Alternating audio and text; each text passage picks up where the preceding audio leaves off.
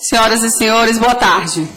Teremos agora a plenária com a elaboração das conclusões, indicação das boas práticas e fluxo de atendimento a serem adotadas no âmbito do enfrentamento às drogas. E para fazer a apresentação dos resultados dos trabalhos, convido o relator do Grupo A a dirigir-se aqui ao púlpito para fazer a sua apresentação.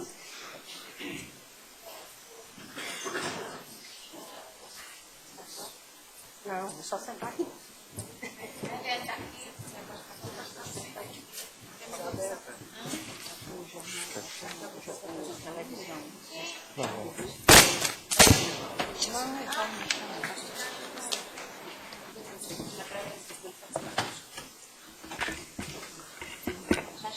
Pronto, já chamou?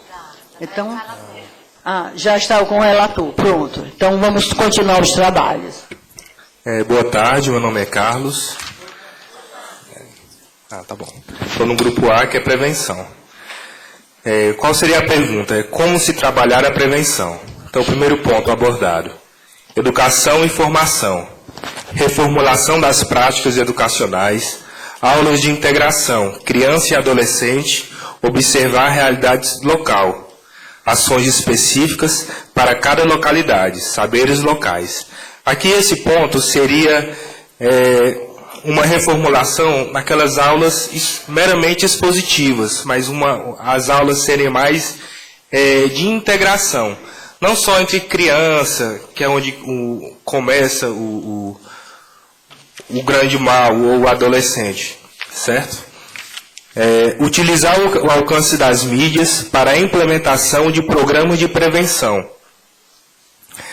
Aqui seria para utilizar também, no uso preventivo de drogas, como se faz hoje com a não utilização do cinto de segurança, aquelas mídias de impacto, né? Para que o jovem, o adolescente veja, ele perceba aonde ele está entrando, o que vai ocasionar aquele grande mal a ele. Implementar políticas públicas voltadas para a realidade de cada local. A gente falou muito aqui essa localidade para que esses programas partissem de dentro para fora, daquele local, do micro para o macro. Desenvolver processos de informação e formação. Redes de prevenção, saúde, educação, cultura e lazer. Essa rede de prevenção seria uma integração entre as secretarias, sejam elas municipais ou estaduais, onde integraria escola, PSFs, hospitais, ONGs, centros de recuperação, os próprios NAs, os AAs, que hoje são, de certa forma, enfraquecidos, não só pela discriminação, mas também pelo baixo poder aquisitivo, aquele grupo não tem recursos ou local para se reunir. Ajuste de conduta. O Ministério Público propôs esse ajuste de conduta com empresários de show de música. São essas músicas de apologia que a gente tem hoje de forró, que são feitas aqui mesmo, entre vários grupos, ou que falam que beber é bom, ele não fala assim abertamente dessas drogas que a sociedade mais afasta, mas ele traz muito que o jovem tem que beber para conquistar, ele tem que usar aquele álcool, se ele não beber, ele não vai conquistar aquela menina ou rapaz, ou não vai fazer parte daquele grupo. Então seria um ajuste de conduta, não estamos falando aqui da volta de uma repressão, a volta dos militares, não. Certo? Seria um ajuste de conduta só. Acompanhamento dos alunos. Esse acompanhamento seria um acompanhamento multidisciplinar, né? Não só do professor, do educador, que a gente falou muito também do educador social, mas também do psicólogo, né? Fortalecimento do educador social. Visitas sociais. Até um dos componentes do grupo trouxe um projeto de lei que já está em tramitação na Câmara Municipal, colega lá, para fortalecimento, já que esse profissional, ele não tem uma profissão, ele não é o profissional psicólogo, né? Como a colega falou, ou profissional terapeuta, não. ele é um multiprofissional. Na verdade, ele iria até a casa do jovem ou na escola, ele seria o responsável por essa integração entre PSF, entre escolas, entre os grupos de AA, entre os grupos de AM. Discussão sobre os problemas reais locais. Aqui seria não aquela história de gringo, que vem aquela história de fora para cá, implementar o que tem em São Paulo para jogar aqui em uma comunidade de Fortaleza, ou jogar lá em Tapajé, ou lá em Irauçuba, ou em um distrito, certo? Aqui seria a discussão dentro de cada localidade.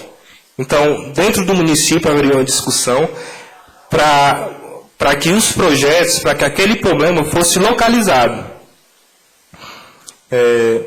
O mapeamento e análise dos problemas de cada família, localidade na sua especificidade. Foi isso que eu acabei de falar. Então, o que seria aqui?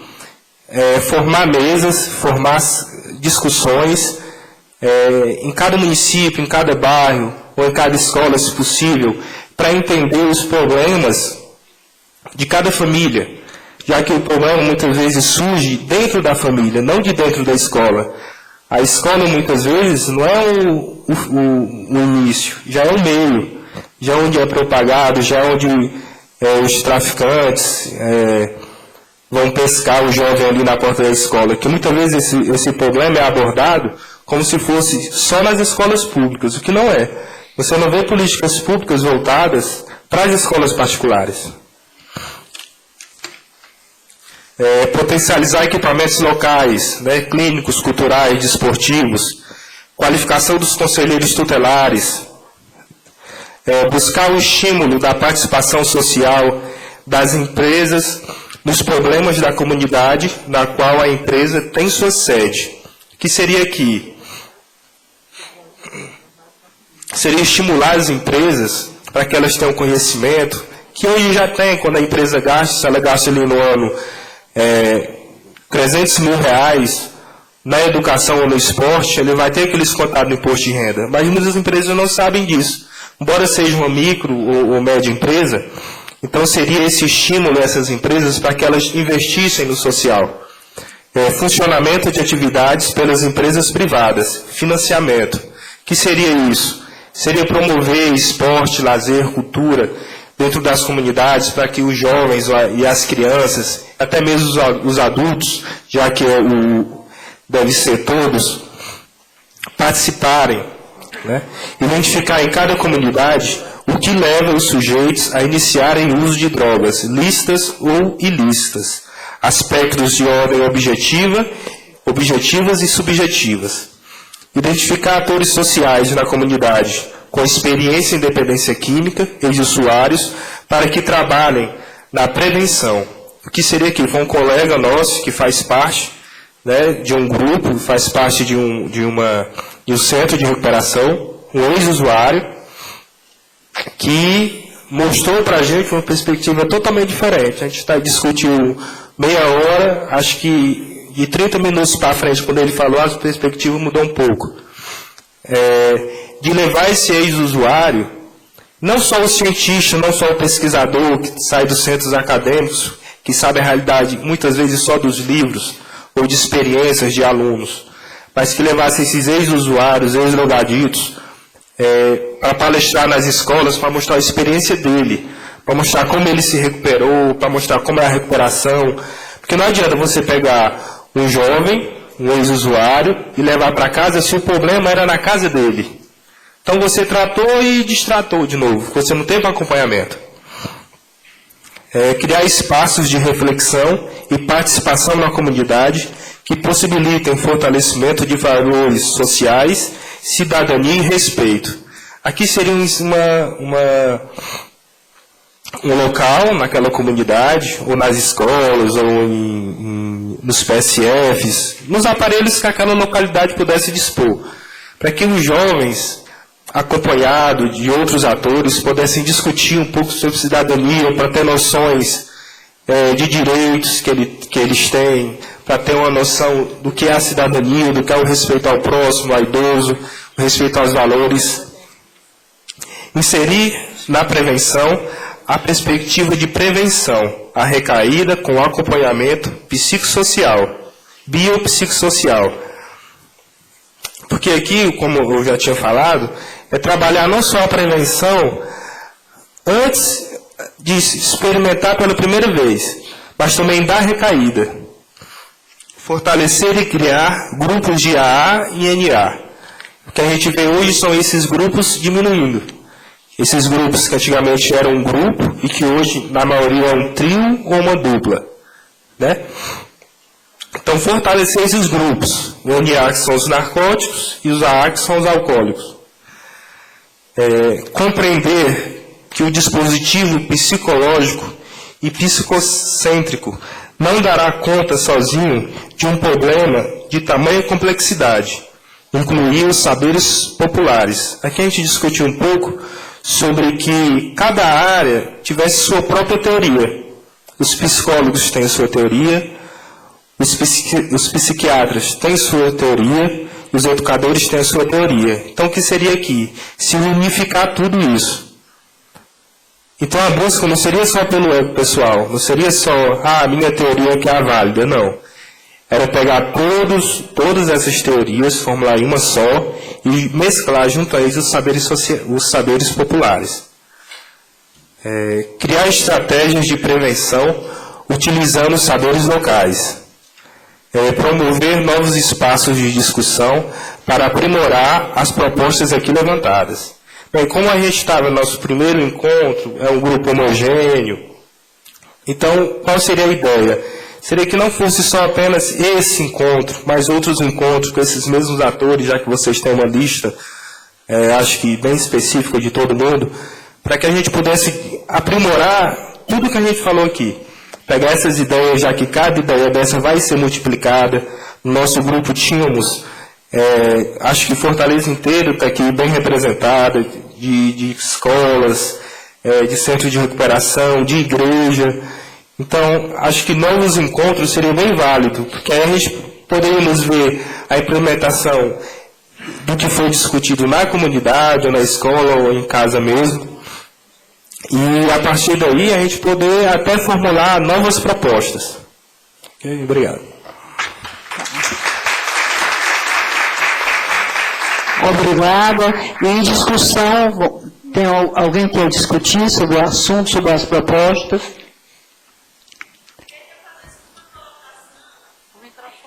O microfone, por favor.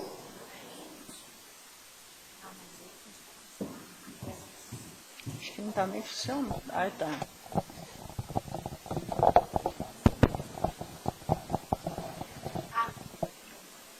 Seu nome, por favor. De quê? Boa tarde, eu sou Vanessa, sou educadora social do CREAS estadual. Faço parte do Núcleo de Articulação de Educadores Sociais de Rua. É uma pena que nesse movimento vieram poucos educadores, porque quem está na ponta é quem convive com essa realidade. Né? Eu trabalho na busca ativa, então, diariamente, eu trabalho com o público em situação de drogadição. Um dos questionamentos que eu levei para a prevenção foi que nas escolas seria necessário que tivesse um educador social. Porque o educador social, ele vai estar fazendo o link entre escola, família, comunidade. O educador social, ele vai potencializar as atividades existentes na comunidade, onde existem associações, existem ONGs naquela comunidade que já fazem um trabalho e não são reconhecidas pela comunidade e nem pela escola. E aí o educador social vai estar fazendo esse link entre a escola, a comunidade e a família. O educador social vai até a família, vai fazer uma visita e vai saber qual é a realidade, a necessidade daquela família. E assim dar os devidos encaminhamentos. Eu fiz uma visita numa escola no Janguru Sul, e aí o coordenador me disse assim, olha, 70% dos alunos, a partir do 5º ano, começam a faltar. Me ajude, eu preciso saber por que eles não estão vindo. Mas eu não tenho quem vá até a eles. E aí é onde entra o educador, para ir lá naquela família saber por que o João não está vindo para a escola. Porque muitas vezes é trabalho infantil, desestimula, não quer ir mais para a escola porque por falta do aprendizado, porque não sabe ler, chega na 5ª série, ele não sabe ler. E aí começam as brincadeiras, entre outras coisas. Aí ele diz, não vou mais para o colégio, fica na rua. Né? E aí cabe esse profissional ir até a família e buscar onde está aquela criança, aquele adolescente. Esse educador social seria da educação, da Secretaria de Educação, integraria as equipes das escolas, então? Na realidade, assim, foi sugerido na prevenção que teria uma equipe multidisciplinar. Né? O educador social é uma profissão que ainda não é regulamentada, né? ainda está em trâmite, mas já existe, né? E assim, eu acho que não é só o educador, mas uma equipe multidisciplinar, com psicólogo, assistente social, médico, de repente está conjunto com o posto de saúde, a equipe do PSF. Né? Mas eu acho que o profissional do educador que está junto entre escola, comunidade e família, ele vai estar mais próximo da criança, ele vai estar mais próximo da família, ele vai estar mais próximo da escola. Eu queria saber se vocês concordam, como querem discutir mais. Sim, pois não. 3 minutos, né? Só para fazer um acréscimo na fala dela. Já existe, em âmbito federal, tramitando um projeto de lei para aprovação dessa equipe multidisciplinar em todas as escolas públicas do Brasil. Mas ainda isso não foi aprovado. Então, essa equipe seria composta pelo educador social, o assistente social e um psicólogo. Então, tá certo. Então, nesse caso, não vai ser colocado nenhum acréscimo, vamos aguardar que seja regulamentado para exatamente a gente poder inserir em qualquer coisa. Né? Podemos mandar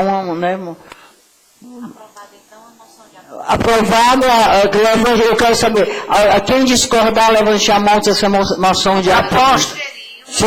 Sugestão dela. A proposta do rapaz é moção de apoio a que integre as escolas públicas a equipe multidisciplinar, incluindo o educador social, que esse projeto se efetive, né? Ou seja, seja aprovado e passe a valer, é isso? Exatamente. As pessoas concordam aí, a plenária? Mas quem está presente? Sou eu.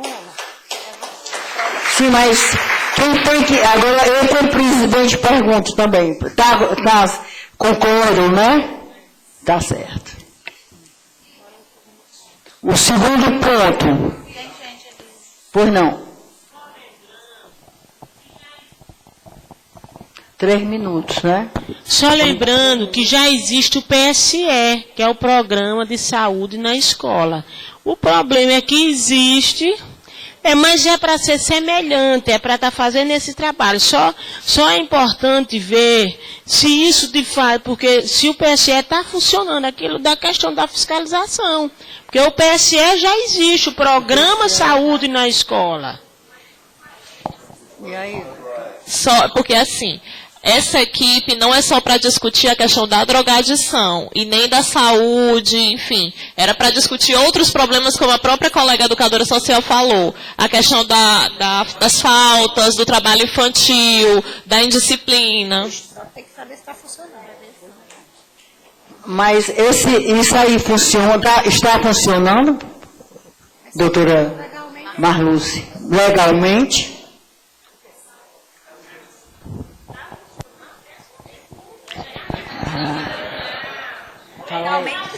Fala aí. Está no papel. É essa questão que eu acho importante, que a gente está com esse espírito, né?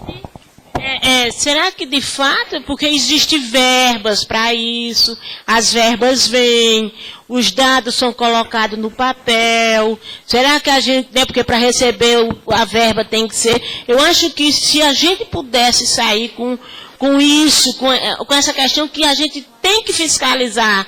Quando eu digo fiscalizar, não é só no sentido legal, não. É de acompanhar. Eu gostaria de fazer aqui uma proposta aqui para a mesa. Pois não. É que o comitê oficie as promotorias da educação para solicitar da Secretaria de Educação quantas escolas está funcionando no PSE e como é que está sendo feito, pedir uma prestação de contas. É a única forma que o Ministério Público tem de tentar fiscalizar isso aí é pedir isso. Não, porque quando a gente pede para saber se existe a formação das equipes e se está funcionando, eles vão mandar dizer se existe, quem é que compõe, a partir daí que nós vamos sugerir mudanças ou não. Partindo do que existe e como é que está funcionando. Pronto, doutora Edna. Então vamos encaminhar a proposta da doutora Edna, já aprovada por todos, não é isso? Eu quero entender aqui. São duas coisas. Tem a moção, né? Continuamos com a moção para aprovação do projeto e a questão do PSE, que seria o encaminhamento de ofício aos promotores da educação para pedir uma prestação de conta da secretaria, dos créditos, etc. Porque eles são os órgãos. É só para... Será o seu nome? Não, a moção é aqui do comitê. Não, é daqui do comitê. Não, aqui fica aprovado, é o comitê que decidiu. Aqui, é a plenária desse evento que decidiu. Plenária do evento. A gente decide, cara. É do grupo a proposta. Pronto, pode chamar o... Chamamos agora o representante, o relator do Grupo B, fazer sua apresentação, por gentileza. Aí é bom ver porque eles fizeram... Só alguém vai falar. Quem é o relator? Quem é que vai ser o relator?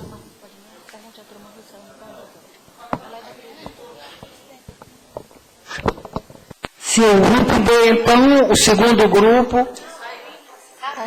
É o grupo B, tratamento, né? Vamos chamar o grupo. Já chamou. Já está aqui? Pronto. Por favor, o seu nome é o nome da relatora do... Não, é o grupo B, né? Deixa ela se apresentar, ela fala. Bem, gente, boa tarde. O meu nome é Rosa. Eu sou... Rosa de quê, por favor? O nome Rosa completo, Maria Mesquita para que a gente Leite. possa colocar aqui. Rosa Maria Mesquita Leite. Quem foi o relator desse grupo? É ela que vai ser, porque o outro saiu. Não, mas quem foi o relator? Não. Na hora não teve nenhum relator? Não, ninguém decidiu. Então fica com você. A relatora. Então, quem tem que postar teu nome completo. Ah, tá. Rosa Maria Mesquita Leite. Cada ata que a menina está fazendo. Nada não, essas são as conclusões. É isso. Bem, boa tarde. Eu sou estagiária do CREAS no Eusébio, né? Estou representando também a Unifor, certo? E o nosso grupo, ele discutiu a questão do tratamento. E inicialmente eu até citei uma questão, né? O quanto é difícil tratar esse usuário, né? Esse que a gente chama até que é uma doença, né? Porque não implica só o tratamento do indivíduo, mas da família, né? E até mesmo dos próprios cuidadores, né? Cuidadores, quando eu chamo, eu também estou incluindo os próprios profissionais que atendem esse cidadão, essa pessoa. E aí, em discussão com o grupo, nós damos algumas sugestões, né? Direcionadas ao Ministério Público, que seria, primeiramente, que o Ministério deveria realizar 2 encontros anuais, um seria em março, o outro em novembro. O primeiro encontro, que aconteceria em março, seria com os gestores das políticas públicas, secretarias de ação social, educação, saúde, segurança, conselho tutelar, conselho antidrogas, justiça, núcleo de informação e análise em saúde, no IAS, e conselhos de classe da saúde. Nesse primeiro encontro, o objetivo seria prestar conta do que foi desenvolvido no ano anterior e apresentar as metas para o ano em exercício. No segundo encontro, que aconteceria em novembro, seria com os representantes, seria com a gestão, com os usuários, com a família, com a segurança e com a equipe. O objetivo seria avaliar de forma participativa os resultados alcançados. No nossa segunda sugestão seria construir um banco de dados no Ministério Público com todas as informações ligadas ao uso abusivo e problemático das drogas, contando com o apoio do NUIAS.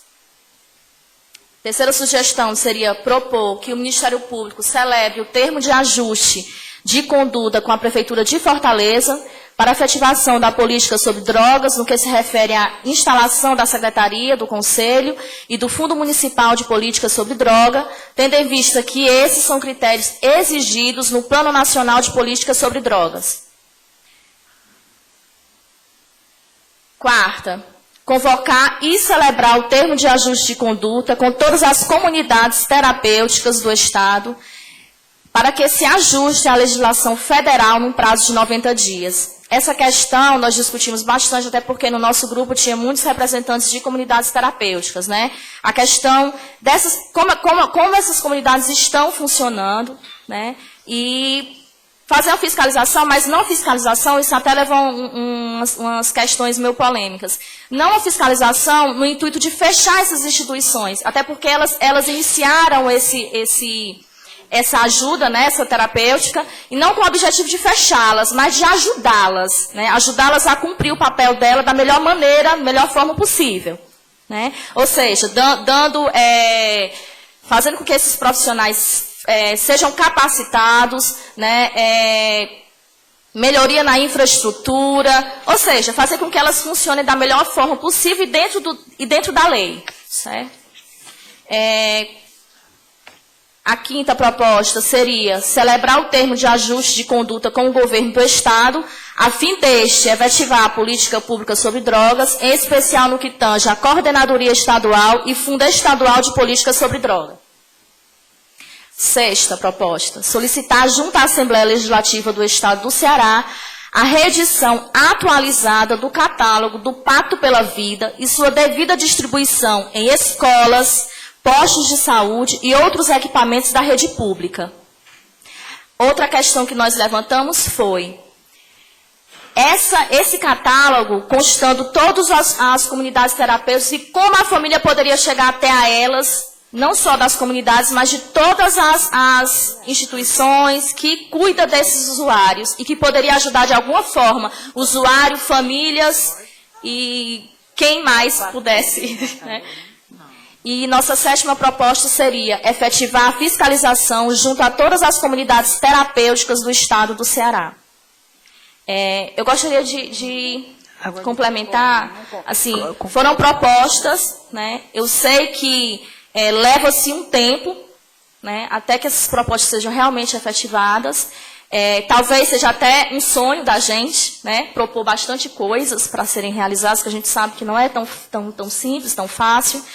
Mas, assim, é um problema muito grave e que não só o Ministério, mas todos nós, comunidades, profissionais, estejamos engajados para ajudar ao jovem usuário, à família e trazer alguma esperança para eles. Porque a gente que convive de perto, eu no CREAS, o meu amigo lá, o Eusébio, que trabalha no CRAS, a gente vê o quanto essas famílias sofrem.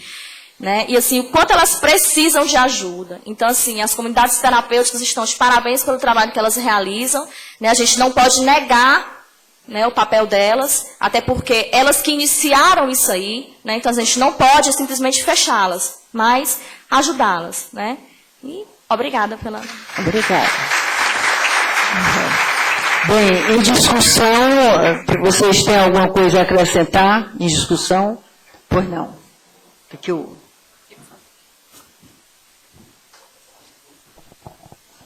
São só duas pequenas retificações. No item 4, senhor Favarão, sou adicto em recuperação, graças a vocês.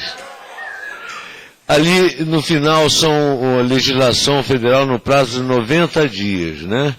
Então, primeiro seria feita a fiscalização, naturalmente, para se detectar quais são as divergências entre o que estabelece a resolução diretoria colegiada, que fala sobre as comunidades terapêuticas, e dá um prazo de 180 dias, que são 6 meses. 180 dias, que foi aprovado, né? E a outro também é com relação à criação do... Antes, no terceiro, aí é 180, não é isso, gente? O pessoal que estava no tratamento, 180, né? Tem que ouvir, né? E ali, antes, fala sobre instalação da secretaria. Não é secretaria, seria coordenadoria. Nós falamos, inclusive, que secretaria seria mais um cabide de emprego. Não, é coordenadoria. Uma coordenadoria intersetorial, justamente a nossa proposta, né? Nós falamos agora em intersetorial e interdisciplinar. Justamente para tirar os armários, os compartimentos, né? O pessoal quer ser dono do negócio. De minha parte é só isso. Certo.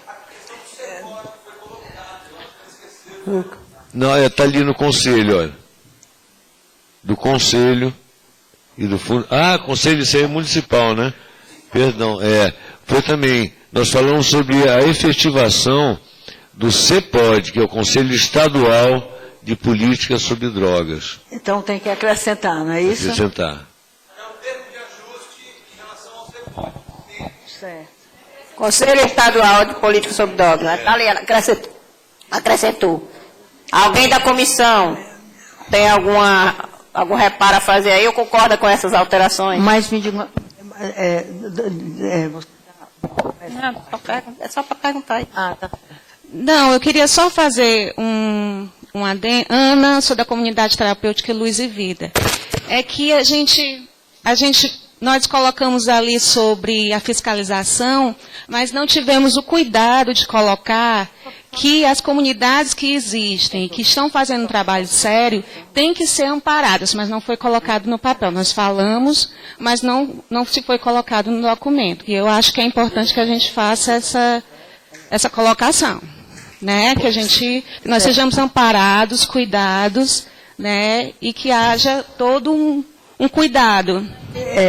Nós estamos entendendo bem. É porque dá a impressão de que está sendo uma caça às bruxas, né? Como se as comunidades terapêuticas, terapêuticas não estivessem no contexto contribuindo, fiscalizar apenas. Mas a gente sabe que precisa de todo um aparato, de toda uma contribuição para que essas comunidades funcionem bem.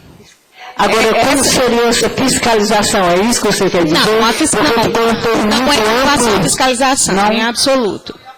É o apoio que essas comunidades devem receber. Então, você quer colocar mais isso, tem que ser colocado. Foi discutido isso. Tem que submeter, então, qual é a sua proposta? Isso. Efetivar a fiscalização. Está escrito assim.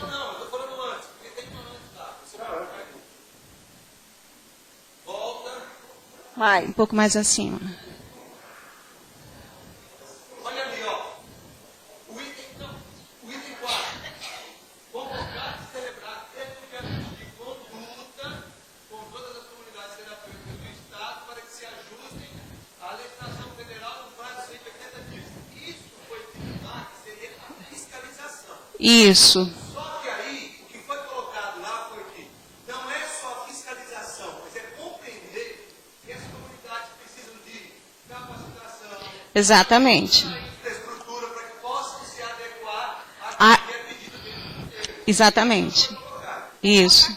Então, é para complementar, porque o relator que saiu e a pessoa que chegou, então, é você, né? Aí foi você que fez o relato. Mas é importante que fique documentado. Pois não. Então vamos submeter vocês concordam, né? Que foi realmente essa alteração.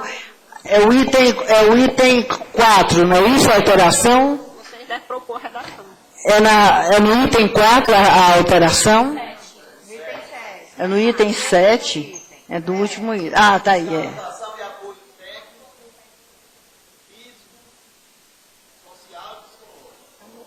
Fiscalização e apoio técnico. Pronto. Pronto, técnico já inclui tudo. Tá muito vago. Não, fiscalização está muito clara. Não, estava claro. Só que estou com medo de achar que lá até para punir.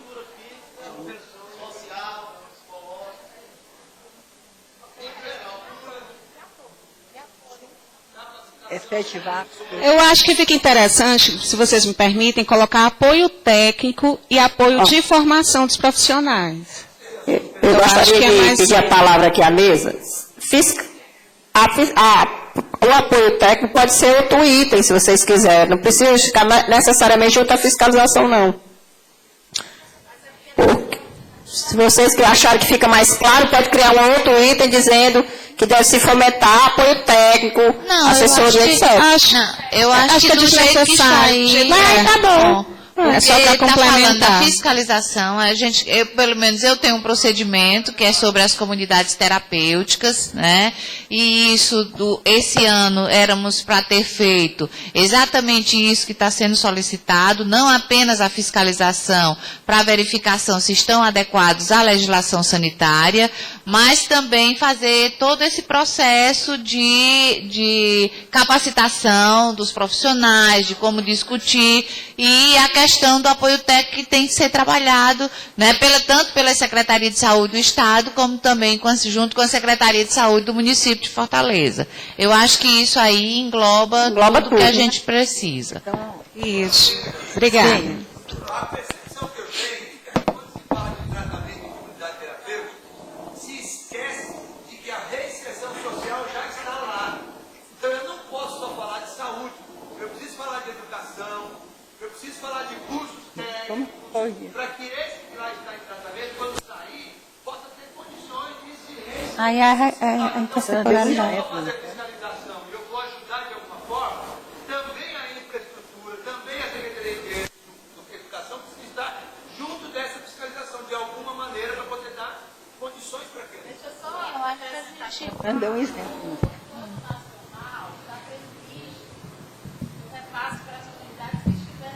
Exatamente. O processo formativo e o processo, inclusive, de adequação dos espaços. A adequação, o TAC da comunidade já vai favorecer que ela receba recurso. Entendeu? E a proposta da inserção também está prevista lá, porque são 3 eixos. Mas vai depender da adequação. Porque a gente tem, hoje a comunidade ainda não está adequada. Então, a fala dizer, precisa de um apoio para se adequar, mais justo. Mas a partir do momento que ela estiver adequada, todo o recurso, né, a proposta média do plano está posto lá para receber. E a contratualização, minha gente, só pode haver por parte do poder público na medida em que essas comunidades terapêuticas estejam efetivamente de acordo com a lei. Né? O poder público não pode estar conveniando. Quando a gente fala aqui, porque é uma caça às bruxas, às comunidades terapêuticas, nós temos inúmeras reclamações em relação a determinadas comunidades terapêuticas. Nós temos comunidades terapêuticas na clandestinidade, e vocês sabem disso. Né? Então, a gente tem que ter esse papel, nós que estamos trabalhando aqui, aquele que estiver na clandestinidade também, ele tem que se apresentar para se adequar. Não é? Porque senão vai ficar sempre aquela pecha de que a comunidade terapêutica é um órgão que estaria à margem, né, desse processo. E a gente reconhece, né, que tem a necessidade de ter, mas que ela esteja regulamentada da forma como a lei prevê. Porque o Ministério Público não pode estar trabalhando com aquilo que está à margem da lei. É na ilegalidade. Não, mas eu acho que o questionamento aqui não é a respeito da fiscalização. Está pedindo são 180 dias para as comunidades que não estão. Sim. Legalizado, se legalizado. Sim. Mas isso já foi aprovado. Sim, mas quando fala da fiscalização, a gente tem que fazer essa fiscalização para eu saber. Não é a comunidade terapêutica que vai dizer, eu estou legalizada e tal. Não, tem que ter o órgão de fiscalização para aferir se efetivamente ela está cumprindo aquilo que a legislação prevê. E o Ministério, nesse caso, é que vai fazer essa fiscalização. Exatamente. Tá? Ou não está de acordo com a lei. Então, eu acho que o questionamento era só essa questão, esse ponto, né? Esse apoio técnico e essa formação dos profissionais, que a gente sabe que do ponto de vista prático não acontece. E o que a gente está reivindicando é justamente isso.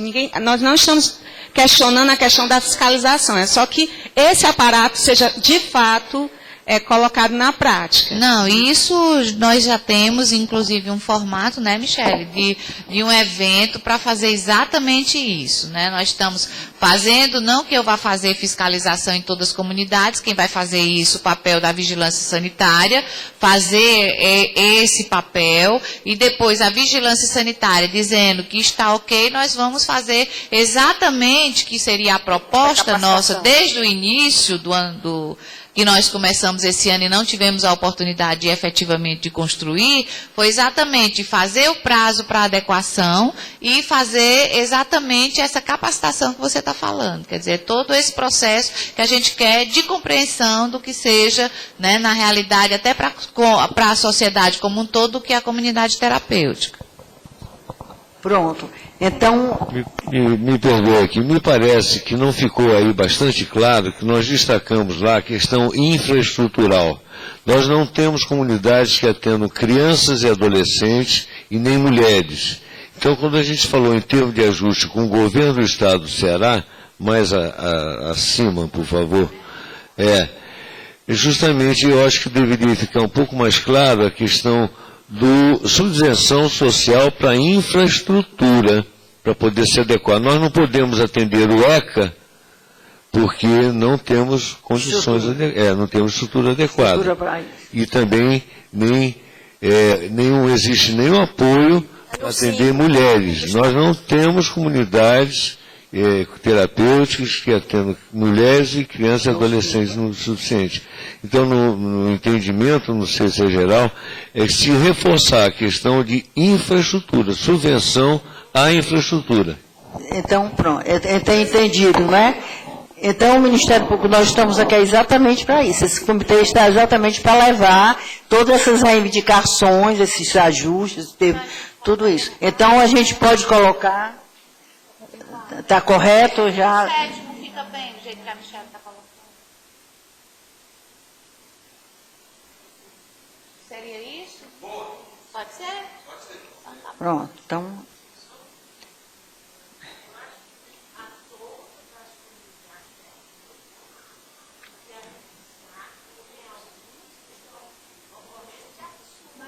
Mas, ocorrendo o quê? Fiscalização...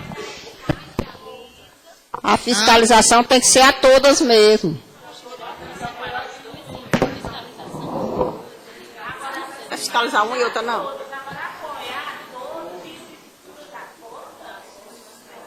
Não estou Efetivar a entendendo. fiscalização e apoio técnico, formação profissional e interesse junto às comunidades terapêuticas. Aí você acha que está entendido todas as comunidades, que nós temos que apoiar, o governo tem que apoiar todas as comunidades que existem, não é isso? Aí você acha que é uma coisa impossível esse apoio a todas.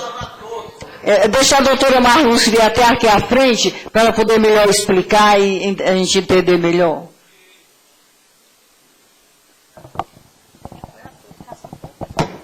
São poucas? São pouquíssimas. Não tem nem como botar um pouco. Que são muito poucas. Eu acho que a gente tem que ter cuidado, porque é óbvio que a gente sabe que a situação nós estamos vivendo uma epidemia, mas nós temos que ter cuidado para a gente também não cair. Vamos atender a tudo, toda a comunidade está aberta, porque a população está desesperada. Inclusive, a população está desesperada pela ausência do Estado.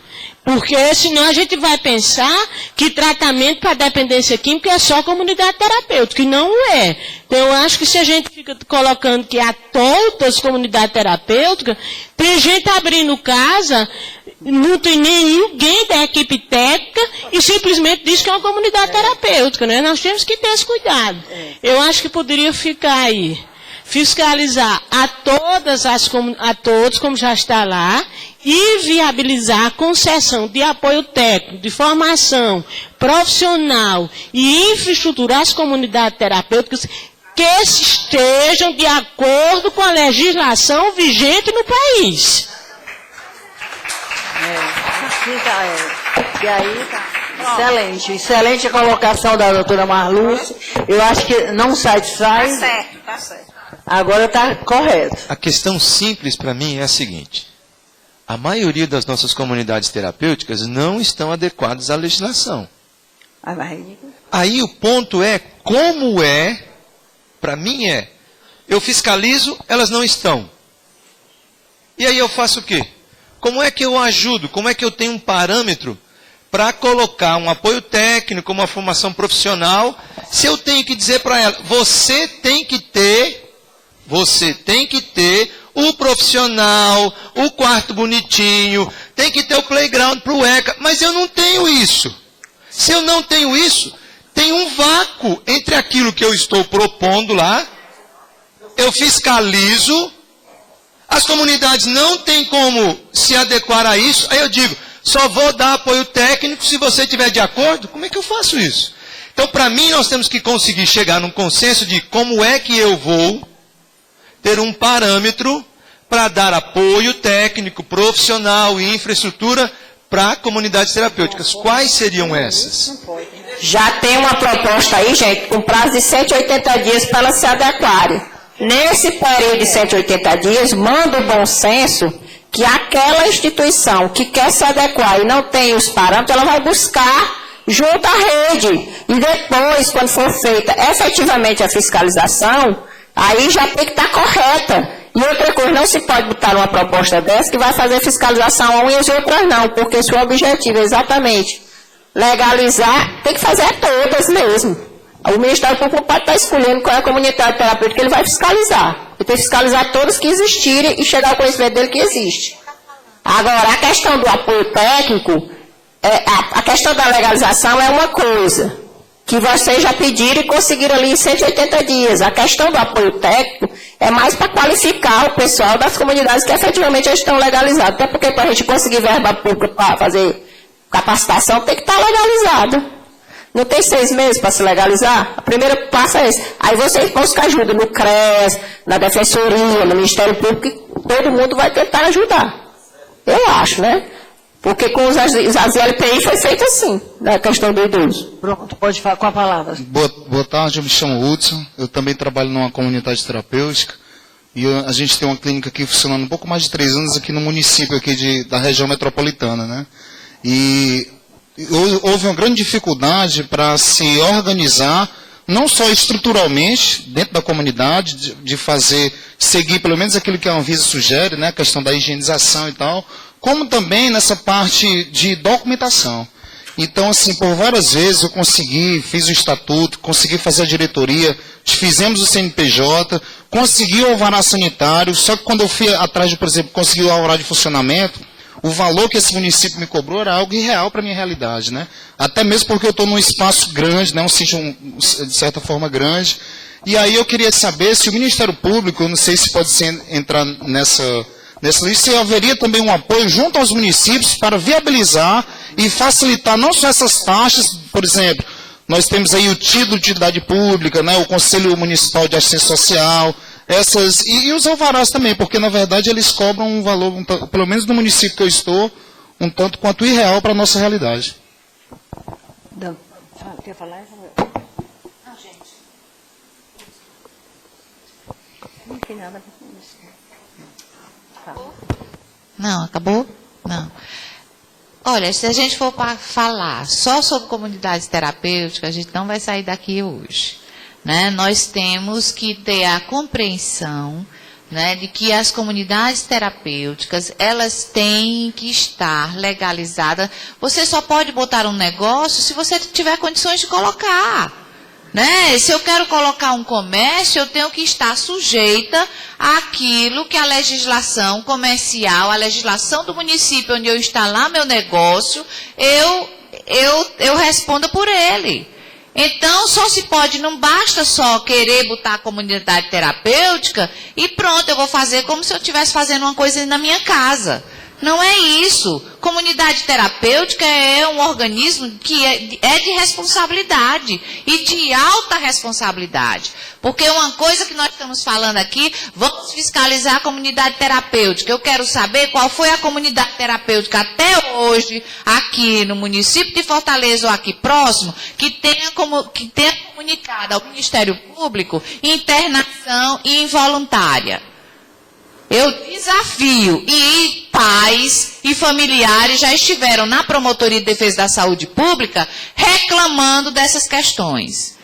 As comunidades terapêuticas, elas cobram pelo trabalho que fazem. Então, nós também não podemos aqui estar só trabalhando, né? Nós estamos falando aqui de tratamento, nós temos obrigação, como Ministério Público, de estar estabelecendo aquilo que nós temos que construir. Nós temos que construir leitos psiquiátricos em hospitais gerais, nós temos que construir CAPs absolutamente estruturados para dar resolutividade aos problemas, né? CAPs de toda a natureza, nós temos que ter residências terapêuticas, nós temos que ter comunidades terapêuticas. Então, não adianta aqui a gente estar querendo transformar aquilo que não tem estrutura num faz de conta. Porque eu já processei determinadas comunidades terapêuticas aqui por improbidade administrativa, por estar conveniada com o poder público e com superfaturamento em todos os elementos que eram gastos dos recursos financeiros que eram recebidos pelo Estado do Ceará. Então, vamos cair na real. Tem uma legislação sanitária que tem que ser cumprida, o Ministério Público não pode estar, né, trabalhando na ilegalidade. Já estamos aqui, vocês já estão conseguindo o que para mim seria até impossível, que eu não sei se daria 6 meses para adequação, quando a adequação já era para existir há muito tempo. Né? Então a gente está falando aqui em 180 dias para uma adequação daquilo que muita gente está expondo como comunidade terapêutica, e na verdade ela não existe como tal. E estamos recebendo reclamações, e várias reclamações, como a doutora Marluce disse, que aqui a gente não vai estar dizendo aonde foi, nem o quem foi, e nem quem foi que reclamou. Mas hoje mesmo, ali no pátio, eu recebi reclamações de comunidade terapêutica. Né? E foi o familiar que veio reclamar. Então, vamos fazer a coisa com bom senso, dentro da legalidade, porque o Ministério Público não pode estar fazendo ajuste de conduta fora dos termos da legalidade. Né? E aquela comunidade que quer se estabelecer, ela tem que efetivamente se adequar. E olhe, que a RDC era 202, 220, né? 101, né? Realmente vocês jamais iriam se estabelecer. Com a RDC 29, pelo amor de Deus, se não puder cumprir a RDC 29, então não adianta nem existir. Nem permanecer. Né? Eu acho que aqui o que a gente já apanhou, esse apanhado que a gente fez, né, já é o suficiente. Eu fiquei até triste, porque muitas coisas eu pensava que ia se querer mais CAPS, mais residência terapêutica, consultório de rua, enfim, uma série de coisas na questão do tratamento. E aí ficou-se muito mais na questão das comunidades terapêuticas.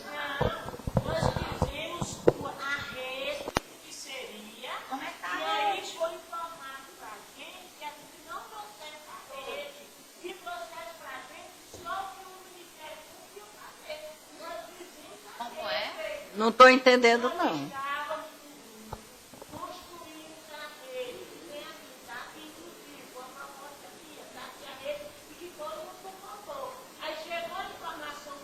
Mas chegou informação de quem? Porque só quem pode dar informação, eu, a Isabel, o pessoal que faz parte. Mas só quem pode dar informação é o comitê, não é?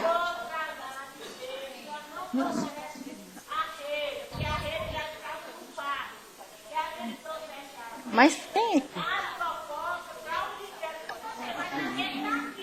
Então, se a...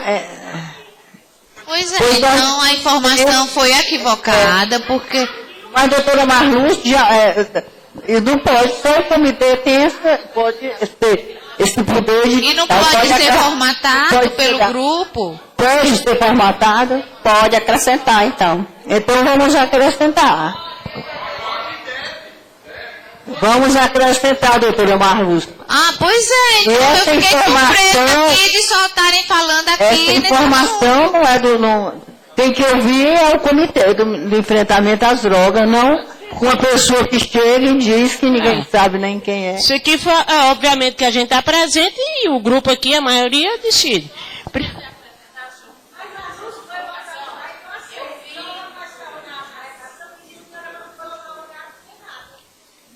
Mas eu posso apresentar. Só para fazer uma ressalva, que até o momento que eu vi, tem muita citação do município de Fortaleza Norte, e eu entendia que era um comitê do Estado. Sim, mas a gente está fazendo só aqui em Fortaleza. E vamos para o interior do Estado. É todo o estado do Ceará, esse comitê. O seminário hoje é para cá. Para cá. Nós propomos, no mínimo, 11. Está aqui, mas só porque foram lá dizer para a gente, mas tudo bem, a gente vai colocar. Então, primeiro, começando pela assistência social, a rede seria constituído, primeiro pela assistência social, CRAS e CREAS. Depois, pela PSF, que é a atenção primária, né? Terceiro, pelos CAPs, gerais, AD e infantil.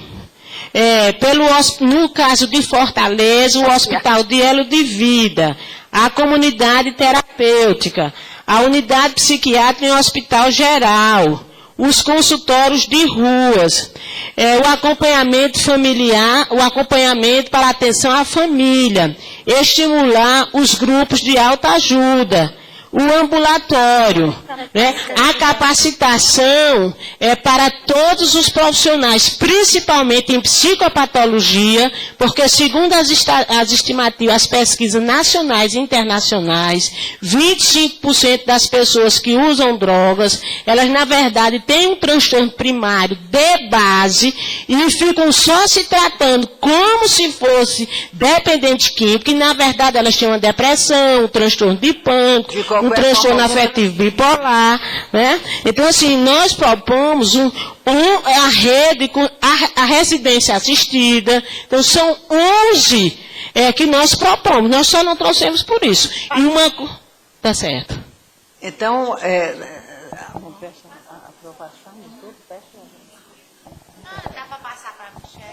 então vamos passar aí dessa... Que é melhor. Porque se ela for escrever lento, é mais fácil. Já que foi proposta do grupo. Então, essa proposta foi feita pelo grupo e que vai ser acrescentado porque essa informação não procede de forma alguma. Tudo que vocês tiverem alguma dúvida, vocês têm que procurar o comitê. Não é isso? Não qualquer pessoa que não tenha a informação correta para dar. Mal entendido. Foi um mal entendido, não é? Acredito, né? Meu nome é Nelson, não me apresentei outra vez. Eu entendo que eu preciso fazer uma ressalva àquilo que foi colocado na minha fala, né? Eu não sou absolutamente contra fiscalizar nada que esteja fora da lei, não. Muito pelo contrário. A gente chama, pode deixar. Eu quero que toda a comunidade terapêutica se adeque àquilo que a lei determina. É o correto, é o que precisa ser feito. O que eu comentei lá, e eu entendo que nós precisamos tratar com carinho e com cuidado, é o seguinte: comunidade terapêutica nasceu num contexto de igreja que sempre cuidou dos menos validos, os leprosos, os miseráveis, os desgraçados e por aí vai. Então quem começou cuidando de dependente químico foi a igreja católica.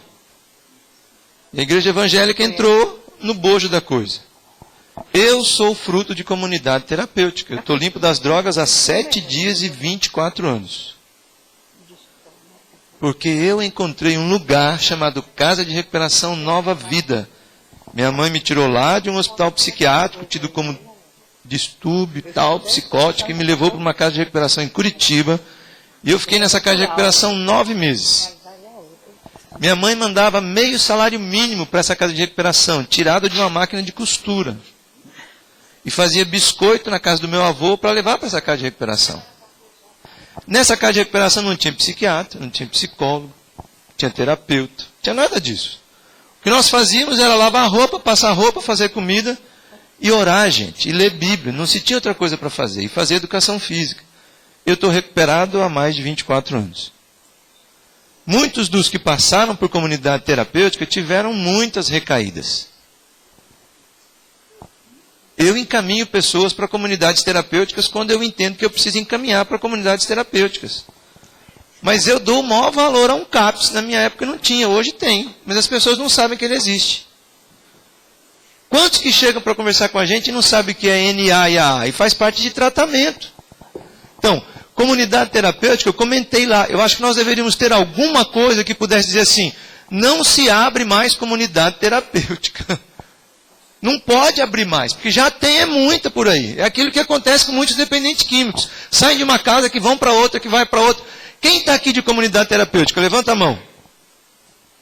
Quantos de vocês são adictos como eu que passaram por comunidade terapêutica? Todos nós. A nossa compaixão fez com que a gente abençoasse e tentasse cuidar de outros. Eu passei por isso, eu recebi e agora eu quero dar. O que eu compreendo sempre e digo sempre é, essas comunidades terapêuticas, ainda que comecem com esse desejo no coração, logo no seu nascedouro, deveriam ter algum tipo de instrução e de orientação. Treinamento, capacitação, leva para a FEBRAC, te traz, começa uma federação estadual, vamos ver o que é que a gente pode fazer. Não se tem isso. E aí eu fico, no meu coração, eu fico pensando o seguinte, gente, eu acabei de conversar com uma mãezinha aqui fora agora. Pastor, por favor, arruma uma comunidade terapêutica para mim. Aí eu chamei ela e chamei a galera da comunidade terapêutica que eu conhecia ali. Disse, vem cá, vamos tentar arrumar um lugar para essa mãezinha cuidar do filho dela. Agora, eu quero dizer para vocês, essas 4 comunidades que eu encaminhei, para dizer para ela, olha, tenta ir lá, porque ela não tem condição financeira, ela não sabe quanto é que ela vai dar, elas vão precisar de 180 dias, gente, para poder se adequar. Elas querem se adequar. Agora, elas também precisam de ajudas e de orientação do que é que tem que ser feito. Nem elas sabem muitas vezes o que é que tem que ser feito. Né? Então, gente, muito obrigado. Desculpa aí. Bom, gente, a doutora Eliane saiu momentaneamente, me deixou aqui na presidência dos trabalhos. Aí, inserido isso aí, que está inserido, a gente pode fechar a questão do tratamento. Ok? Podemos? Então, podemos ir para o... podemos ir para o terceiro ponto. Quem é o relator do terceiro ponto?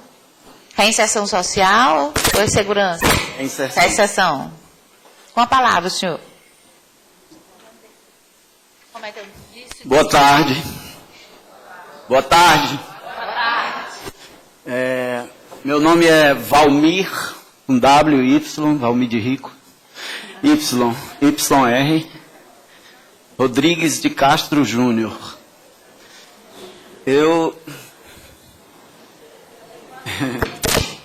É engraçado, né?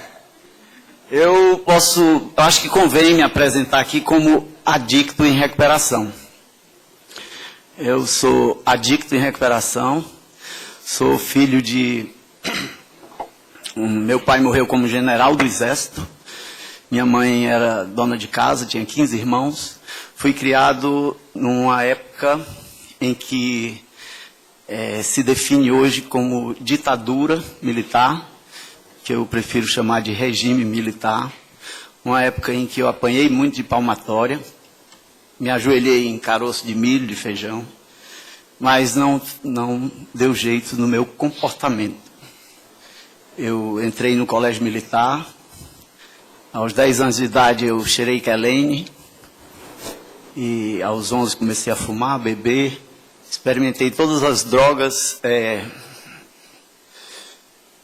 inaláveis, injetáveis, aspiráveis, todas que estavam ao meu alcance. Essas que não chegavam aqui eu não cheguei a experimentar. Fui expulso do colégio militar com 17 anos, e dei muito desgosto à minha família, meus pais, e tive que me internar com 51 anos de idade. Bem, eu vejo aqui, na hora que nós formamos o grupo lá, nós estamos falando de dependência química, e que nós, nos grupos que trabalham os 12 passos, a programação de 12 passos, chamamos de adicção. E lá, 4 de 38 pessoas tinham ouvido falar em adicção. E os 3 que sabiam o que era, éramos nós que somos adictos em recuperação. Então, eu queria deixar aqui claro que a adicção é um transtorno comportamental causado pela vontade própria, pelo livre-arbítrio, e que me faz deixar aflorar os meus defeitos de caráter quando do uso de qualquer substância química ou não. Porque nós temos várias adicções comportamentais, como gula, compra, conheço dependentes de sexo, de amor, de relacionamento, e até de crime de morte. Tem gente que é viciada em matar e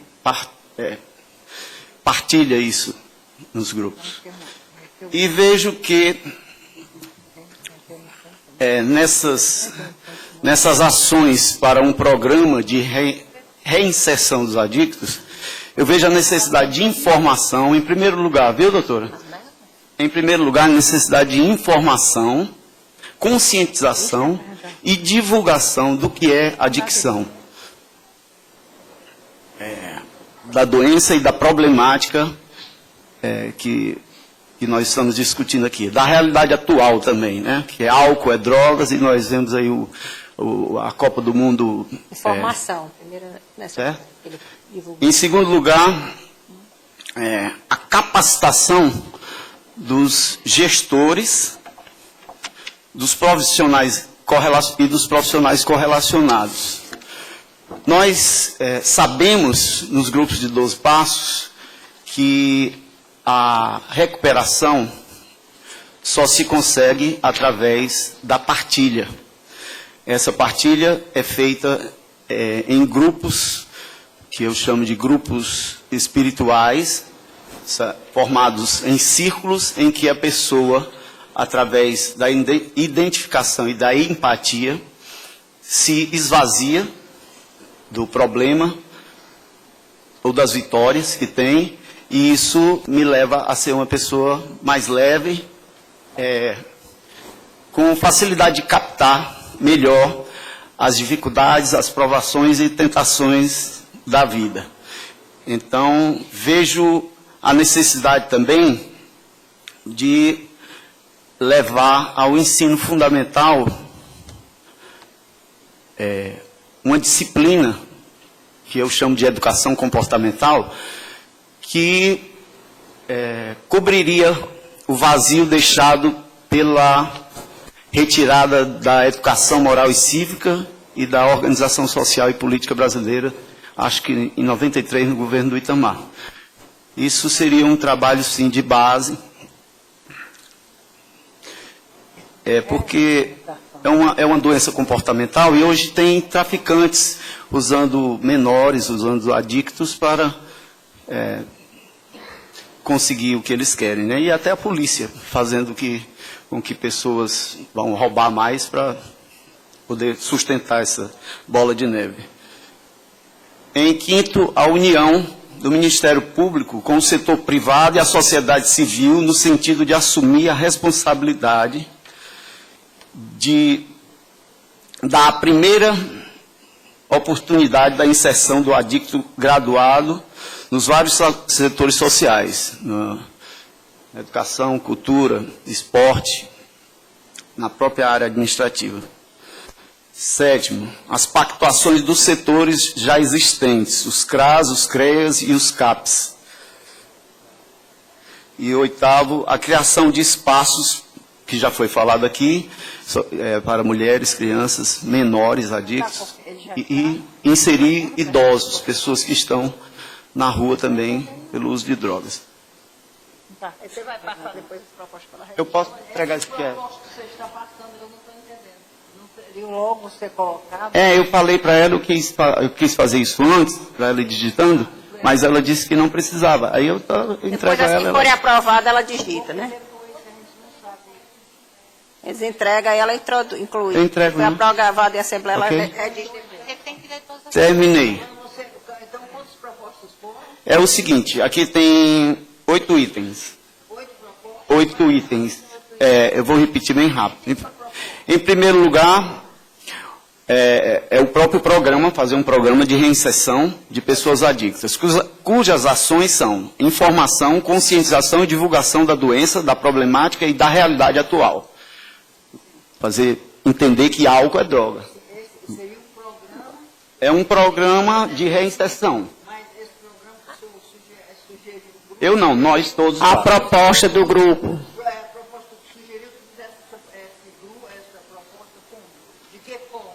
Está lá redigido, que ele falou.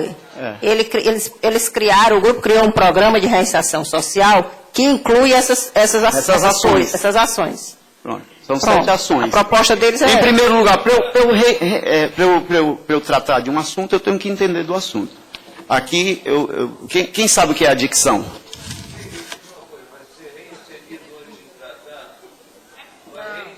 Reinserção. Eu peguei aonde você me testou. Você me entregou o doente, eu estou colocando ele na sociedade.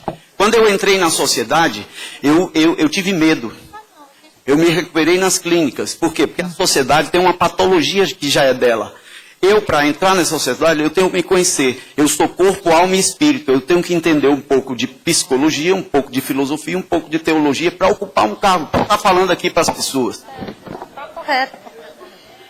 Depois de tratar o meu item aqui é reinserção. Então o senhor pode terminar só para explicar aqui o cidadão que os grupos foram divididos: prevenção, tratamento, reinserção. A reinserção se pressupõe que é depois do tratamento. Então ele está fazendo as propostas de reinserção, ou seja, daquelas pessoas adictas que já foram tratadas e que vão para a tem que voltar para a sociedade.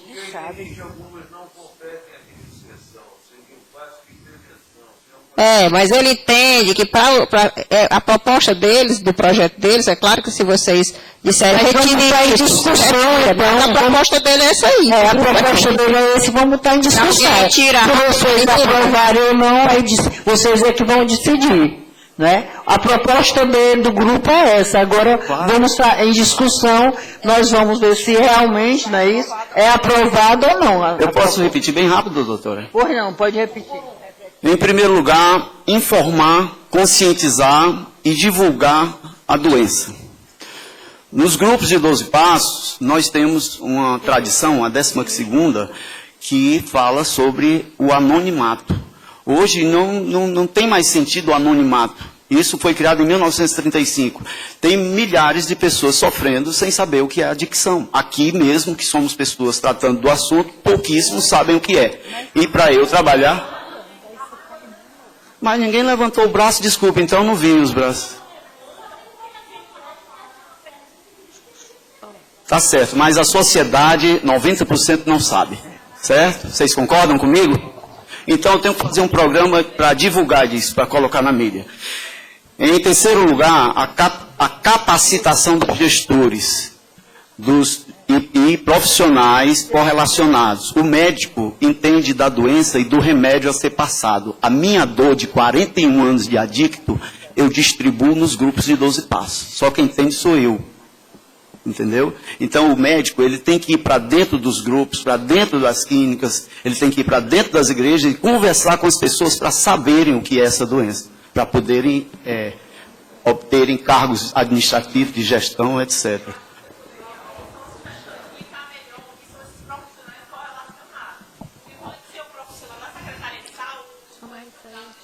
Todas as pessoas que não conhecem a adicção, que não conhecem a doença. O assunto é reinserção.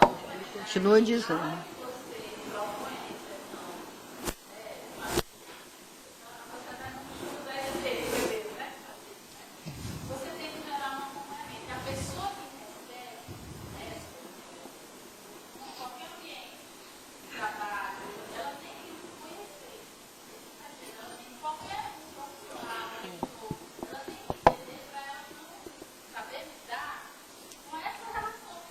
Para você colocar uma dica na empresa, tem que explicar para aquela pessoa o que é isso. É isso que ele quer dizer. Não.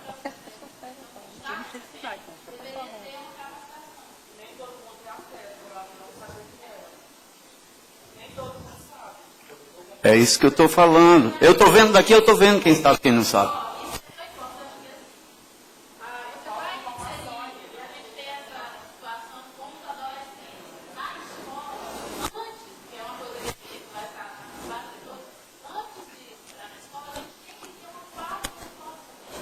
tem que ter um processo de educação.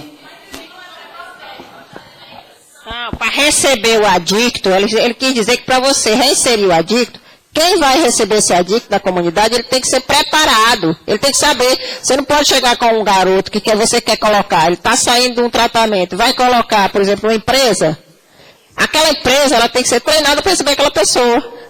É isso que ele quis colocar. A questão da reinserção, ela pressupõe um preparo, um estudo. Eu vou explicar e vou ser bem claro agora. O adicto... Valmir.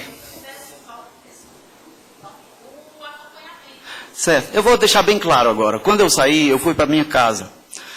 E minha mãe se tornou, através dos anos, uma codependente, que é uma doença fatal também, a codependência.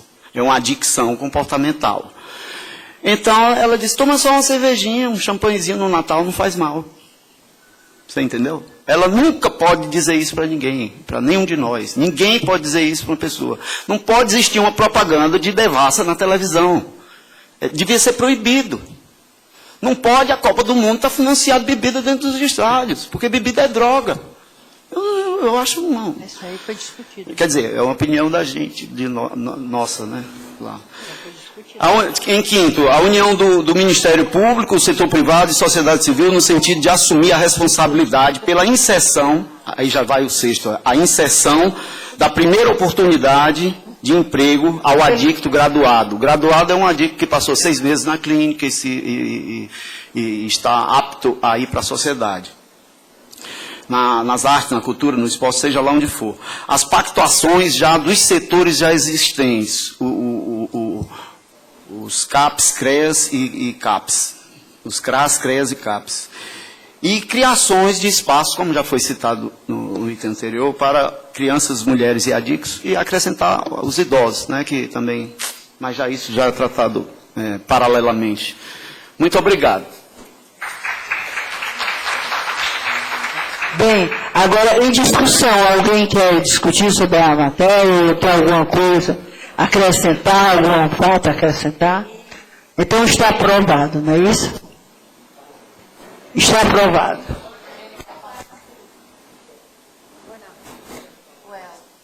O Elton. Bom, quase boa noite, né? Estou Elton Gurgel da Secretaria de Justiça.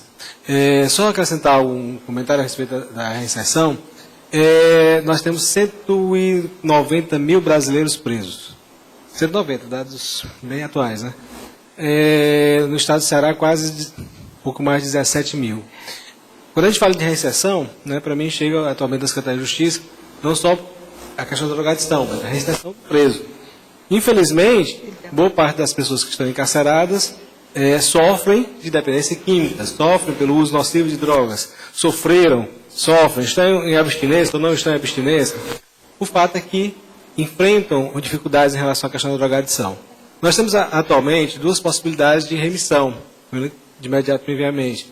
Remissão pelo trabalho, remissão pelo estudo. Mas nós não temos a possibilidade, nesse momento, de remissão por participação em atividades terapêuticas, pedagógicas, em relação à questão da dependência química.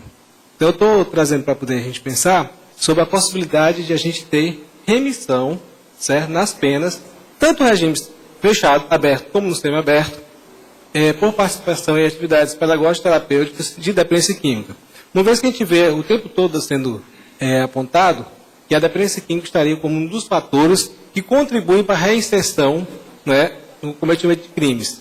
Então, nós temos a possibilidade de utilizar por analogia a remissão pelo estudo, no caso do regime fechado.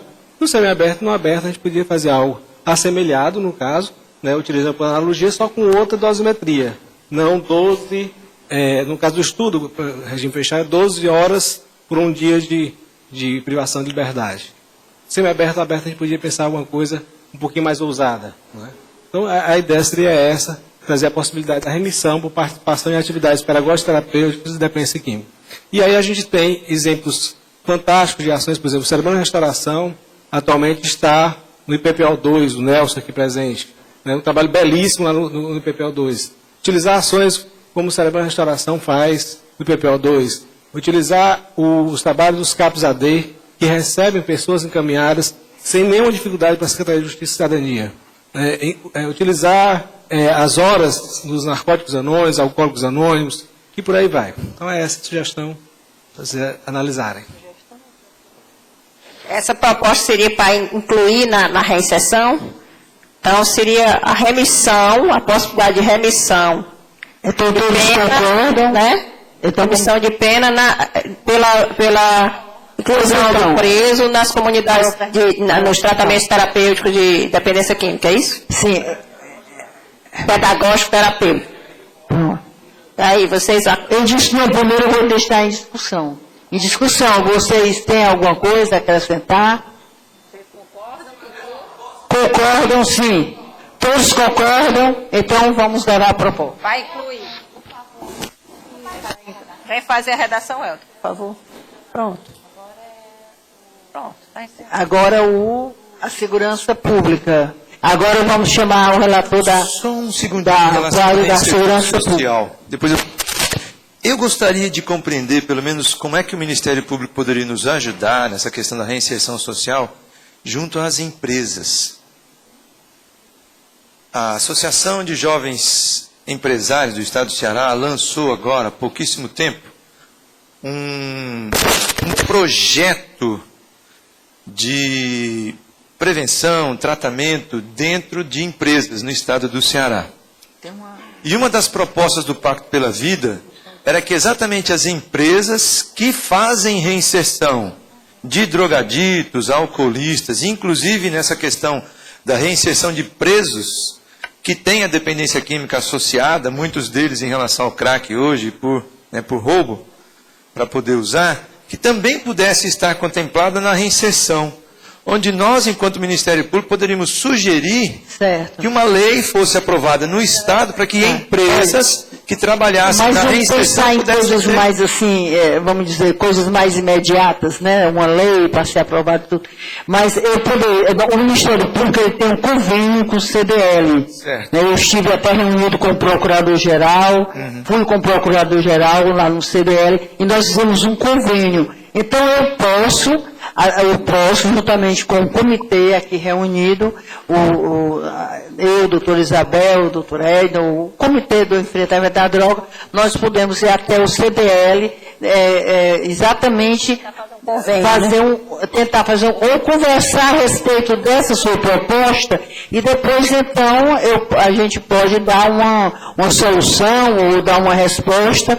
E eu vou tentar exatamente, porque eu sei que o problema, a pessoa faz o tratamento, quer dizer, quer voltar até a sua dignidade humana, mas a sociedade não aceita, porque ali é tido como uma pessoa que não é mais ninguém, né? Então, a dignidade desse ser é que nós vamos tentar através de quê? De um emprego digno, de a pessoa se sentir mais, como é que se diz, importante para a sociedade, o seu ego, né, está muito, então tudo não está bem, então eu vou tentar, junto ao CDL, juntamente, não só eu, nós tentaremos, é isso? Nós vamos procurar, vamos até o CDL, então vamos chamar até aqui, ao Ministério Público, e tudo que for possível, porque nós estamos aqui, exatamente o propósito do nosso comitê de enfrentamento à droga, é justamente essa ajuda, como fiscal da lei, da sociedade, é buscar essa ajuda a vocês. Então, nós nos propomos, desde já, a procurar o CDL para fazer isto.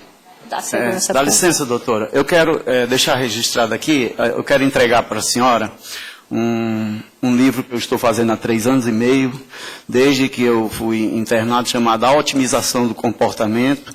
É uma ferramenta para criar-se uma disciplina chamada Educação Comportamental. Eu quero deixar aqui para a senhora, tá certo? Muito obrigada. Não foi revisado, o livro foi lançado talvez quando Deus quiser, 2, 3 meses, mas... Tá, muito obrigada. A otimização do comportamento, uma ferramenta para a disciplina Educação Comportamental. Exatamente, todos essas coisas, esses sonhos, esses ideais que muitas vezes precisam, né, que sejam realidade. Vamos passar então agora para o último, que é a segurança pública.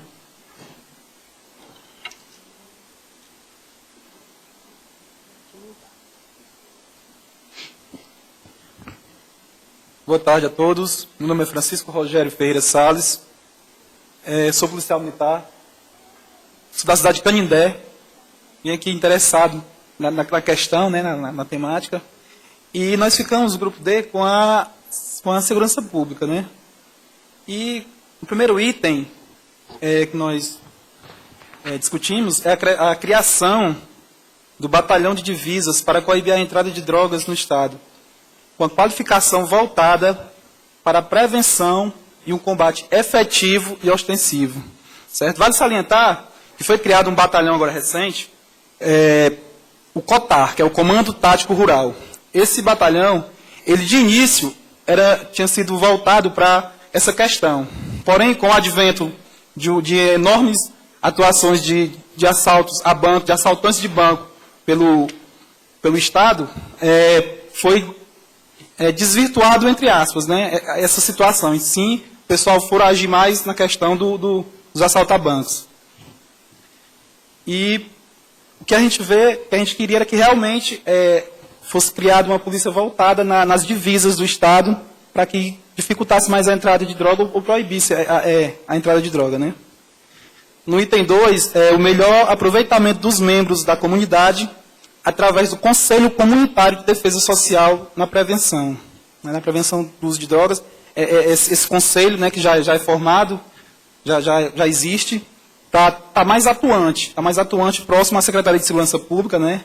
Não pegando, não sendo aquele X9 chamado, mas aquele pessoal que tem mais contato com a sociedade, automaticamente ele sabe também quem é que está traficando, alguma coisa dessa natureza, passando, não diretamente, e sim indiretamente com o pessoal da segurança pública, né? Tendo todo o devido cuidado, claro e evidentemente, né?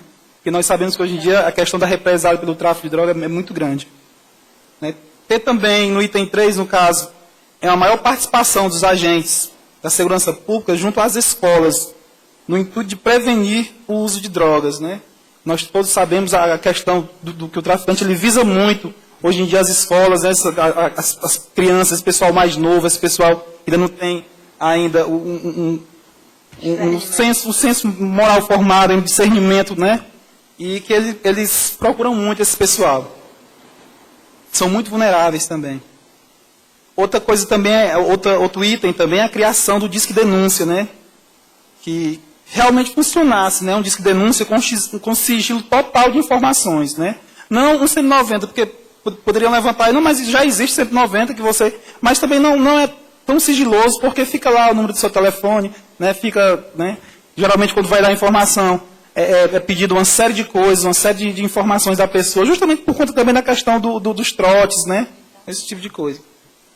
No item 5, o maior investimento em campanhas promovidas pela Secretaria de Segurança Pública. No item 6, uma criação de comandos permanentes em áreas de risco, policiais que estejam diuturnamente em locais onde o tráfico, entre aspas, manda, né? Onde reina a lei do silêncio, que as pessoas não dizem realmente. E isso é exemplo do que acontece no Rio de Janeiro, a questão das UPPs, né? Esse tipo de coisa. Um setor de inteligência mais equipado, mais ativo, né? E uma tecnologia bem mais avançada, uma tecnologia bem melhor no combate ao tráfico de drogas. Eu queria até pedir desculpas aqui, permissão para mim, eu coloquei 2 itens aqui, eu vou colocar, depois vai a discussão. Tem um determinado ditado, acho que todos aqui já ouviram, que é assim, em casa de ferreiro, espeto de pau. Né? A gente fala muito da questão da droga, a polícia militar prevenindo, combatendo, né? É a questão da droga, do uso de droga. Mas sabemos também, nós, que existe dentro das próprias corporações militares, do próprio Corpo Bombeiro, da própria Polícia Militar, Polícia Civil, né? Secretaria de Justiça, com agentes penitenciários, o uso de droga também. Né? Muitos dos nossos profissionais, hoje em dia, são dependentes químicos, tanto da droga quanto do álcool. Né? E a gente queria também, eu queria frisar essa situação aqui, claro e evidentemente, né, o último item, mas com tudo isso que nós falamos aqui, que nós discutimos, com o apoio total e pleno do Ministério Público, né? Aos próprios policiais militares que estão na linha de frente, que estão tentando combater. Né? E era isso. Muito obrigado. Muito obrigada. Então, aprovam, todos aprovam, né? Em discussão, tem alguém para discutir? Aprovado, então, né? Passa para ela lá, pá.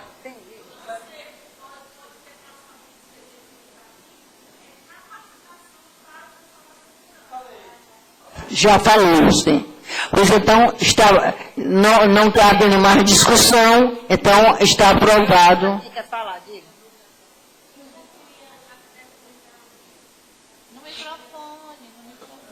Microfone.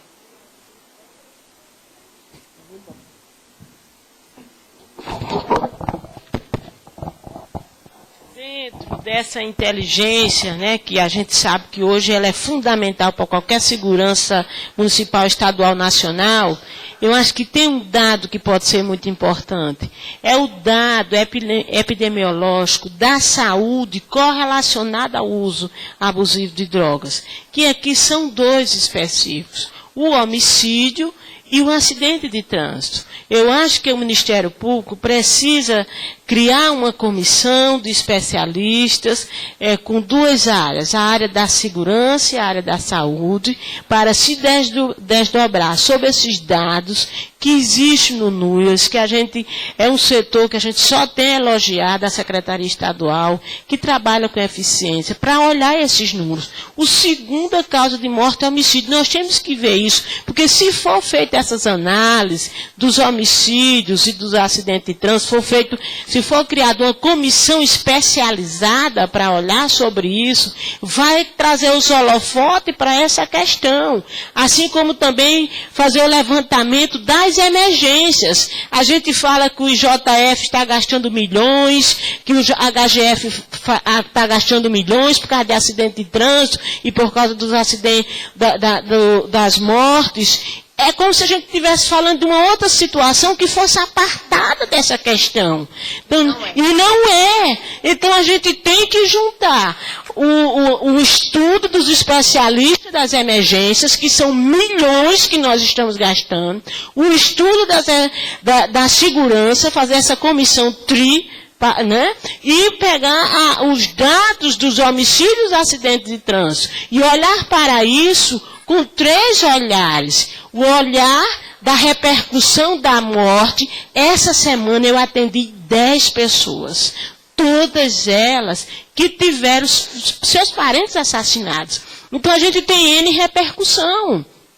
N repercussão. Precisa chamar as emergências, que estão gastando milhões, não só na internação, que depois depois passa meses na recuperação, na fisioterapia, chamar a emergência, chamar a segurança e chamar o pessoal da Secretaria do Estado que está operando esses dados. Para, a partir daí, fazer um estudo e propor políticas públicas junto com essas três instituições para que a gente possa tentar reverter esse estado de coisa. E não apenas ficar falando, está gastando tanto no IJF, como se não tivesse nada a ver com isso. Quer dizer, fica um discurso esquizofrênico, um discurso apartado da realidade. Então eu queria propor essa comissão. Em discussão.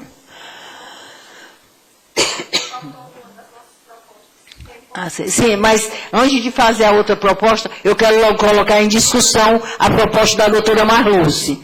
Em discussão, está aprovado. Tá, pronto. Agora a outra proposta que está faltando. É a questão da capacitação. Em um maior investimento no PROERD, no DIPRE e no próprio programa Ronda do Quarteirão. Melhor capacitação desses profissionais. Sim, em discussão, está aprovado.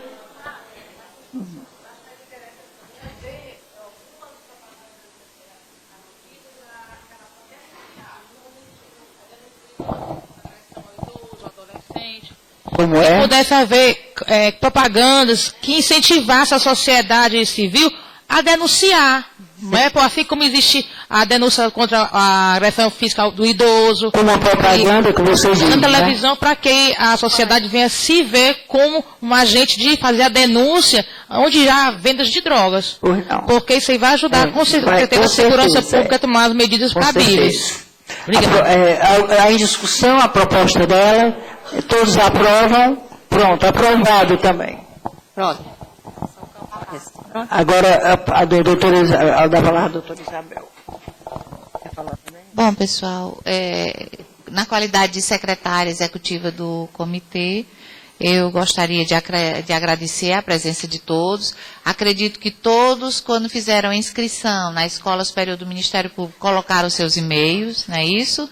Os certificados, o nosso presidente, o nosso diretor da escola, nos informou que os certificados irão para os e-mails dos senhores e todo esse material nós vamos criar um site e colocar todo o resultado desse trabalho que foi feito.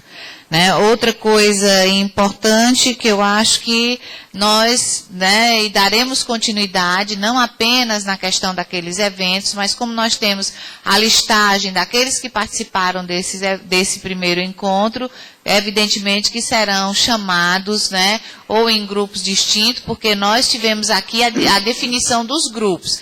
Alguns eu acho que migraram de um grupo para outro, mas de qualquer forma, na medida das nossas necessidades, daquilo que o comitê pretenda fazer, nós estaremos discutindo efetivamente com aqueles que estão inscritos em cada grupo. E aqui temos os relatores, que eu gostaria que deixassem os contatos aqui dos relatores para alguma necessidade que nós tenhamos.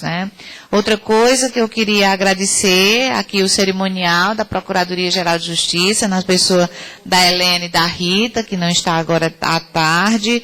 Agradecer aqui ao Joélio, que está aqui conosco até essa hora, a Humberto, que esteve, o Hermilton, que esteve de manhã, e agradecer aqui a Michele, que não vem trabalhando nessa hoje, Também, ao longo do tempo, juntamente aqui com a Helena e com a Rita, trabalhando para que nós tenhamos a melhor execução desse evento. E assim, doutora Eliane, eu acho que até um presente para nós, eu gostaria aqui de pedir o Nelson, para fazer aqui a oração da serenidade aqui, e ele tem para distribuir aqui para todos, e é um prazer para nós, Nelson, recebê-lo neste momento. Muito obrigada a todos. Obrigada.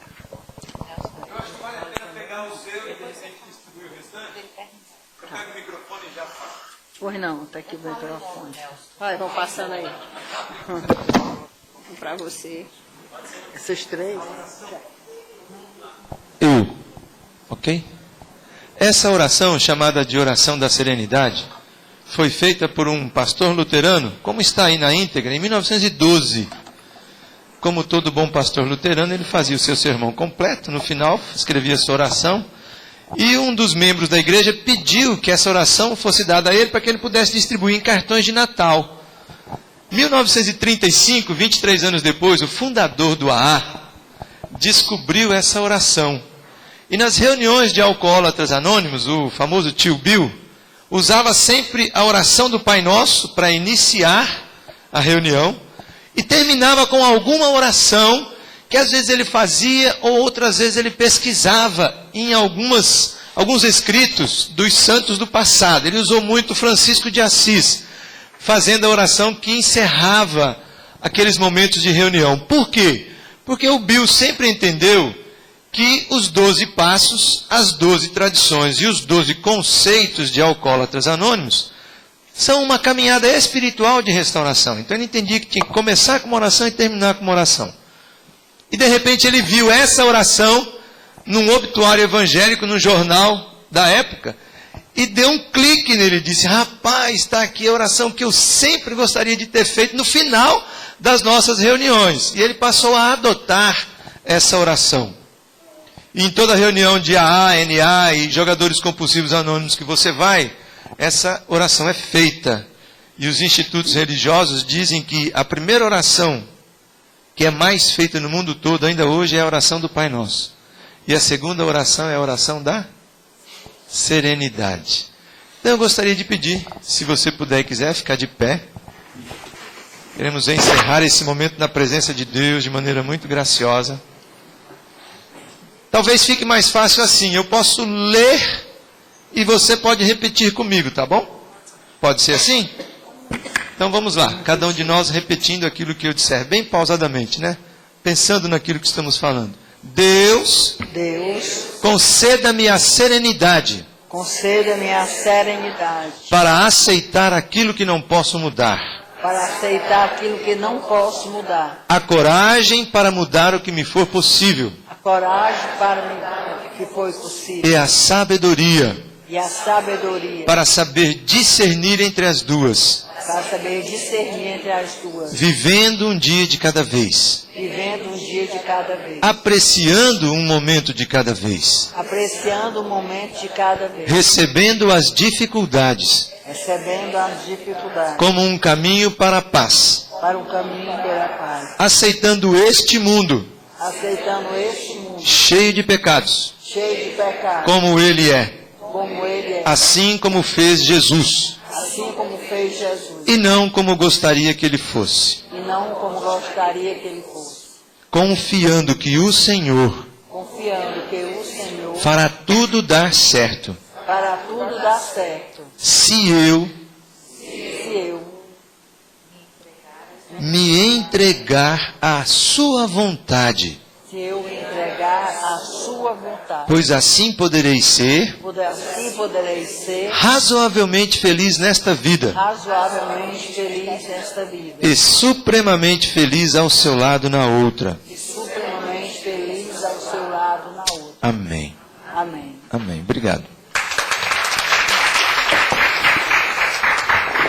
Eu quero, antes de encerrar, agradecer a presença de todos e dizer que nós não temos ainda o Comitê de Enfrentamento às Drogas, não tem ainda um local definido aqui na Procuradoria, mas eu disponibilizei, porque tudo que eu faço é com muito amor, com muita dedicação, eu disponibilizei, por enquanto, o meu gabinete é no primeiro andar, está lá escrito o meu nome, Eliane Alves Nobre, Vice-Procuradora-Geral de Justiça, e eu estarei lá para alguma necessidade, algumas perguntas, algumas indagações, e olha, eu fiquei muito feliz. Eu acho que o nosso objetivo, o objetivo do Comitê de Enfrentamento às Drogas está começando a ser atingido, e fiquei muito feliz, agradeço a todos vocês de coração, e vamos para frente, né? Muito obrigada.